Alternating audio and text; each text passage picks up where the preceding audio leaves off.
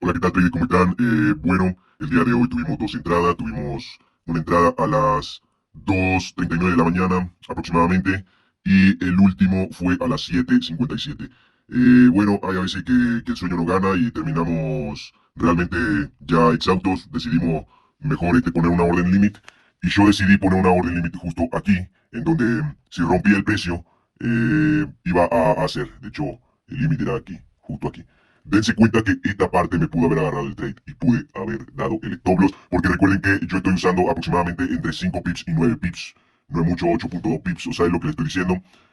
Bueno, ahí de las 2 de la mañana estábamos viendo que aquí hizo una pequeña manipulación que fue una de las cosas que no nos gustó del mercado, que de repente empezó a retroceder una vela envolvente bastante fuerte, y eso me quiere decir que la tendencia alcista, al menos en 3 minutos, no va a ser válida, porque ya lo aniquilaron. Entonces, tenemos un pequeño order block, que a mí me gusta llamarlo, justo en la parte de aquí, donde ya vimos que hubo una vela envolvente totalmente bajita, y a las 2 de la mañana entramos justo aquí, 2:30 de la mañana más o menos.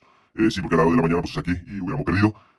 Esperamos a que volviera 2 de la mañana y pum, ahí está, 32.2 de profit con un riesgo de 8 pip, vamos a decirle así. Es un 4-1 de beneficio, eso es bastante bueno. Y acá dije, bueno, si rompe la resistencia, nos vamos hacia abajo. Y si se queda acumulando, yo no me voy a arriesgar a poner una operación. Despierto en la mañana, que se metió más o menos como a las 7:54, después de haber tradeado en Londres, checo Nueva York, y bueno, ya estábamos más o menos como por aquí, a las 8:30, ya estábamos despiertos. No le voy a dejar mentir, yo dije, bueno, aquí más o menos cerramos.